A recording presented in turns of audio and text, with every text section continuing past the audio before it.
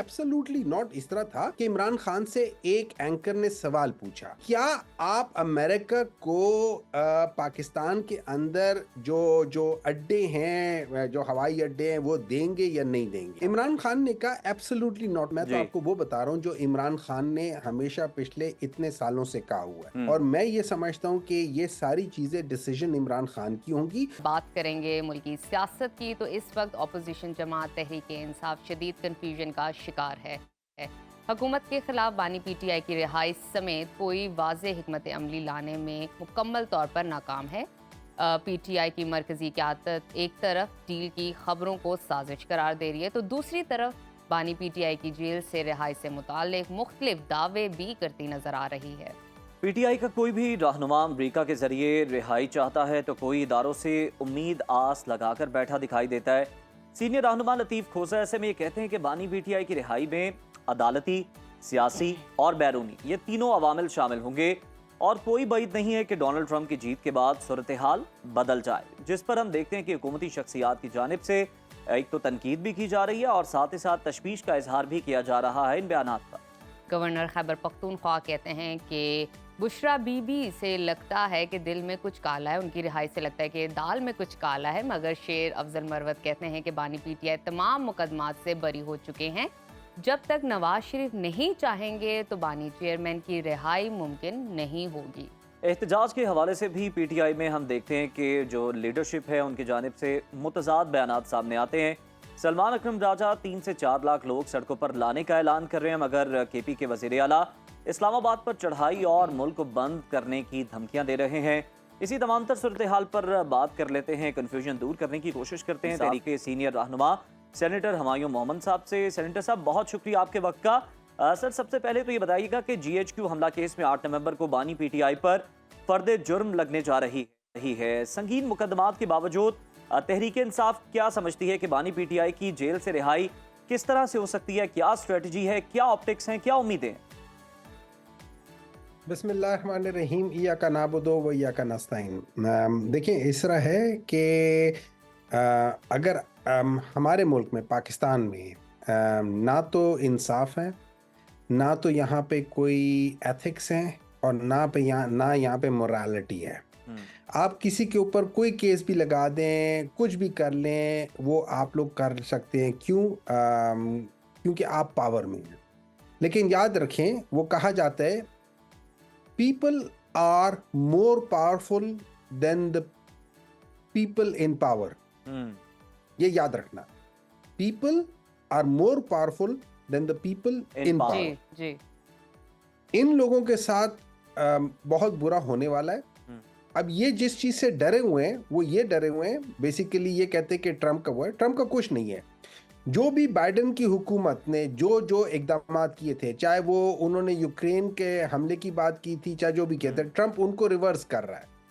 Trump की policy उनके policy के रिवर्स है। अब उसमें जो जो चीज़ें वो कर रहे हैं, वो उसको रिवर्स करेगा, ये उसने खुद कहा हुआ है। तो इससे कोई ताल्लुक नहीं है। जिन मुल्कों के साथ उन्होंने नहीं बना के रखी, अगर ट्रंप समझते हैं उन मुल्कों के साथ बना के रखेंगे, वो उसकी अपनी मर्जी है, उसका किसी से कोई ताल्लुक नहीं है। इस मुल्क के ऊपर जिस तरीके से जुल्म ढाया गया है, पाकिस्तान तहरीक इंसाफ ने 2022 में एक पोलियो केस हुआ था, 2021 में एक पोलियो केस हुआ था, आज 37 से 40 के दरमियान में हो चुके हैं। पाकिस्तान तहरीक इंसाफ ने 6.2 GDP लेकर गए थे और 3.5 सालों में 2 दफा 6 को टच कर लिया था। इनके 3 साल कंप्लीट होने वाले हैं, ये अभी तक 2 पर बैठे हुए हैं। इन्होंने तकरीबन 4 GDP का नुकसान पिछले 3 सालों से कर रहे हैं। इससे ज्यादा जुल्म कोई नहीं है। आज पाकिस्तान को कोई PIA जो इन 2 पार्टियों ने मिलकर तबाह किया है, पॉलिटिकल उसकी भर्तियों की वजह से, आज उसको कोई खरीदना नहीं चाह रहा है। और उसके लिए जो बिडिंग आ रही है, वो जो लोग बिड कर रहे हैं उनके ऊपर कितनी FIRs कटी हुई है, ये सारी चीजें सामने आ रही हैं। ये उधर वो करना चाह रहे हैं। इन लोगों ने इस मुल्क को तबाह करके रख दिया है। अब इनको पता है कि ये जो केसेस करने जा रहे हैं, उससे इमरान खान बिल्कुल खौफ नहीं है। इमरान खान के दिल में खौफ नहीं है। क्यों? क्योंकि वो सही साइड पे खड़ा हुआ है, वो हिस्ट्री के सही साइड पे खड़ा हुआ है। हिस्ट्री के सही साइड पे जो जो खड़ा होता है उसके साथ ज्यादती भी होती है, उसके साथ जुल्म भी होता है, लेकिन हिस्ट्री उसको अच्छे नामों से याद करती है। नेल्सन मंडेला के साथ जुल्म हुआ था, कितने साल जुल्म हुआ था, लेकिन वो हिस्ट्री के सही साइड पे खड़ा था। जो टीपू सुल्तान है वो हिस्ट्री के सही साइड अच्छा हुमायूं साहब, जिस तरह से आपने बात की अमेरिका की बात की कि जो बाइडन की जानिब से जो फैसले लिए गए, खदशा ये कि जब ट्रंप आएंगे तो उनको रिवर्स कर देंगे, आपने बताया मुल्कों से मुतालिक ये फैसले हैं, तो क्या आपका कोई लीडरशिप की तरफ भी इशारा है, इससे मुराद लिया जा सकता है? देखिए, जब मुल्कों की तरफ आप करते हैं तो आपकी जो 2022 में उनकी पॉलिसी बनी थी, उनकी पॉलिसी क्यों बनी थी, बाइडन की पॉलिसी क्यों बनी थी? क्योंकि इमरान खान ने कहा था कि एब्सोल्युटली नॉट कहते हुए उसने कहा था, और वो उनके कहने के बावजूद वो जाके रशिया में उनसे जाके मिला अपने उसके। आज देखिए ना, यानी पीटीआई अपने उस बयान पे कायम है। सबसे ज्यादा, एक मिनट है जाए, इंडिया सबसे ज्यादा एक्सपोर्ट कर रहा है oil to the Europe. He has become the biggest nation to export oil to the Europe. And what oil he is taking, India जो है वो क्रूड ऑयल ले रहा है फ्रॉम रशिया एंड इट्स उसको रिफाइन करके उसको आगे बेच रहा है। इन पाकिस्तान के जो इन दो हुकूमतों ने जो पिछले 45 साल से पाकिस्तान के ऊपर है, इन्होंने पाकिस्तान को डबो दिया है। जब तक इनसे जान नहीं छुड़ाएंगे आप लोग, जब तक पाकिस्तान इन बस प्रिसाइजली इस पे कमेंट कर दें कि आप अपने एब्सोल्युटली नॉट वाले बयान पे पीटीआई आज भी कायम है? देखिए, एब्सोल्युटली नॉट इस तरह था कि इमरान खान से एक एंकर ने सवाल पूछा या एक जर्नलिस्ट ने सवाल पूछा, अब उसके पीछे क्या मुहरकाते बाज़ दफ़ा फीलर्स होते हैं। उन्होंने कहा कि क्या आप अमेरिका को पाकिस्तान के अंदर जो जो अड्डे हैं, जो हवाई अड्डे हैं, वो देंगे या नहीं देंगे?